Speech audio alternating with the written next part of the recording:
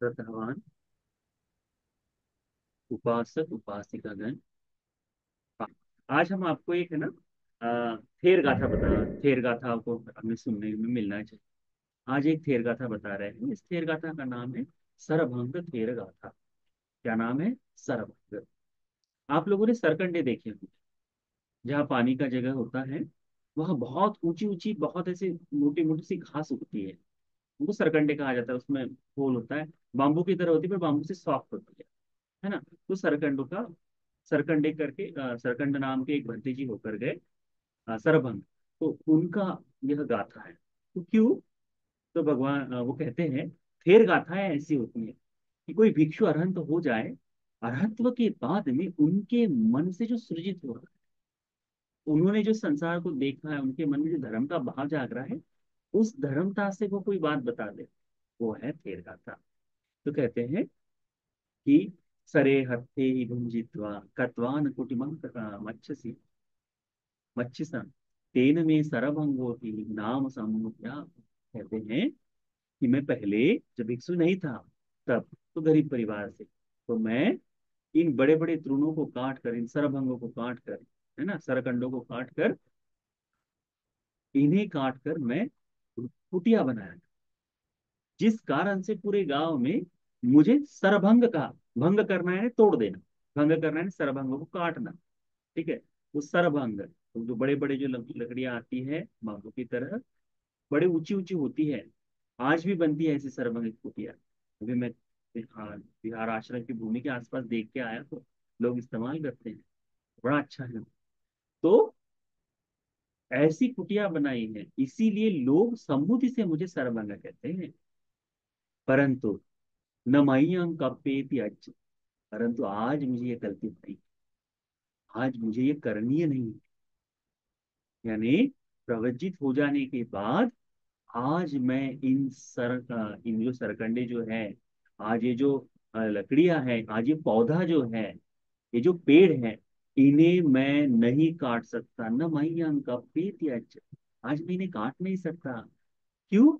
सरे हत्ते मुझे, तो मैं अपने हाथों का इस्तेमाल कर उन्हें काट नहीं सकता। शिक्षा पदानुपन्य, शिक्षा पद की, शिक्षा पद को भगवान ने दिया है। गौतमेन यशस्विना, जो महाप्रतापी गौतम है, भगवान है, इन्होंने ऐसा नियम बनाया है कि भिक्षु किसी प्रकार के पेड़ पौधों को काट नहीं सकते, किसी पत्तों को तोड़ नहीं सकते। इसीलिए आज मैं इन्हें नहीं तोड़ूंगा, अब मैं इन्हें तोड़ नहीं पाऊंगा, ये मेरे लिए करणीय नहीं है। कितनी सुंदर बात है। संत लोग इसी तरह से, बुद्ध का नियम है, बुद्ध की शिक्षा है।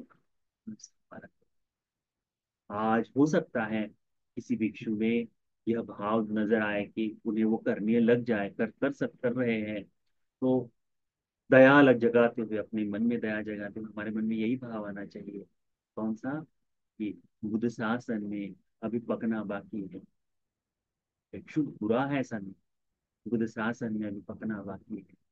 जैसे जैसे धर्म के अनुसार जीवन जिएंगे, वैसे वैसे इनके बारे में और अभ्यास होगा। ठीक। तो वैसा ध्यान रखें। फिर कहते हैं सकलं समतं रोगम सरभंगो नाद सपूपे। ये जो सकल संसार का रोग है, हे सरभंग, आ, हे सरभंग, तुम्हें यह पहले दिखाई नहीं दिया? ये जो सरभंग नाद सपूपे थे, स्वयं को कह रहे हैं कि जो इतनी संसार में इतने लंबे समय तक हम जो जीते आ रहे हैं, तो ये जो जो रोग है, संसार का रोग है, जाति जरा व्याधि मरण नाम का, ये जो रोग है संसार का, जन्मते रहना, हे सरभंग, तुम्हें ये पहले दिखाई नहीं दिया? सोयं भोगं रोगो दीप्तो वचन करे नाथ के। ये जो देवादिदेव भगवान बुद्ध जी है, इनकी वचनों को सुनकर आज तुम इसे देख सकते हो। किसे कह रहे हैं? स्वयं को कह रहे हैं, दूसरों को बताने के लिए नहीं। ये जो थेर गाथाएं होती है ना, ये स्वयं के लिए होती है। कि मन से भाव जाग जाया, कि जैसे कोई आप में से हो तो कह दे, हे संदेश तो अब तक सोया है, जाग जा।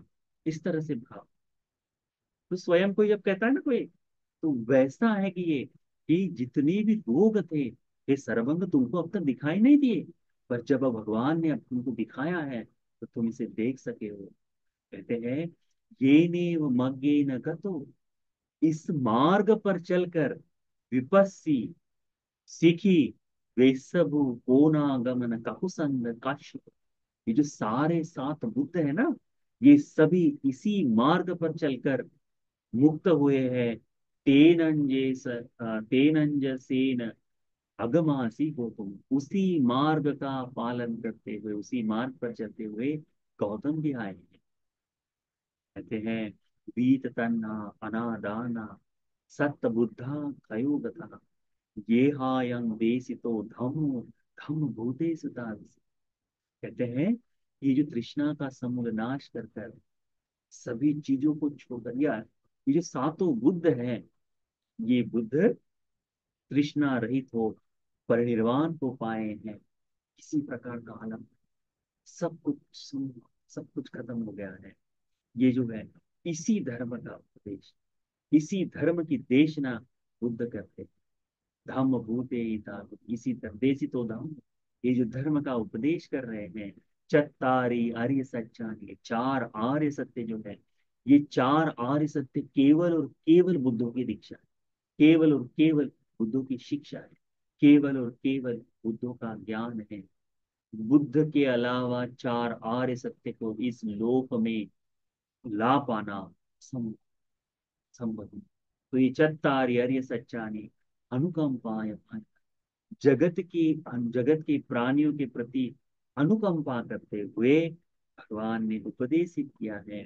दुखं समुदयो मग्गो, दुख उसका समुदय, जो मार्ग है, दुख निरोध जो है, निरोधो दुख संखयो, दुख को खत्म करने के लिए जो बताया मार्ग है, यह यस्मिन् निवत्ते दुखं संसारेस्मिन् अनंतकं भेदा इमस कायस जीवित सच संख्या। क्या कहते हैं, इन चार आर्य सत्य को समझकर, इन चार आर्य सत्य के अनुसार जीवन जीते हुए सांसारिक दुख जो उद्भूत होते हैं, जागते हैं, ये सारे ही इस आर्य अष्टांगिक मार्ग के सहारे समाप्त हो जाते हैं। फिर क्या कहते हैं, अन्यो पुनर्भवं नक्ति, कि मेरा भी अब पुनर्भव नहीं, पुनर्जन्म नहीं, पुनर्भव नहीं होता। यानी मैं अनंत हो चुका हूँ, सुविमुक्तो भी संपत्ति, कि मैं इस निर्वाण को, सभी राग द्वेष मोह को चित्त से दूर कर चुका हूं, करके वे कहते हैं, यानी अरहत्व हो गए हैं, इस बात को प्रकट करते हैं फिर गाथा से।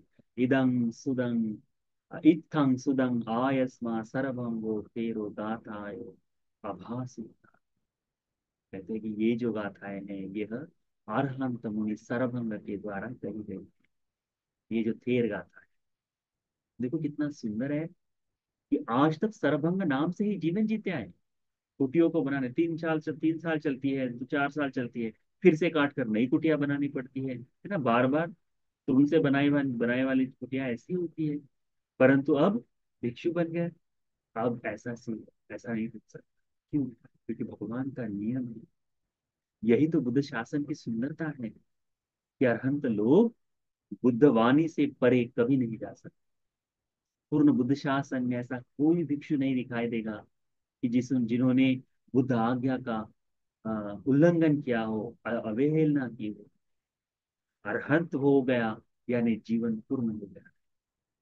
इसीलिए इन अरहंतों को अपना प्रणेता मानना चाहिए। यह अरहंत ही इस लोक में पुण्य का अंतरक्षेप, इसीलिए इनके प्रति श्रद्धावान होते हुए धर्म का पालन जो करे, उनके लिए लाभ ही लाभ। तो ये धर्म का उपदेश आप सभी को अरहतों के प्रति अचल ऐसी श्रद्धा जगाने के लिए, धर्म के बोध के लिए ये उपकारी हो जाए। साधु साधु साधु।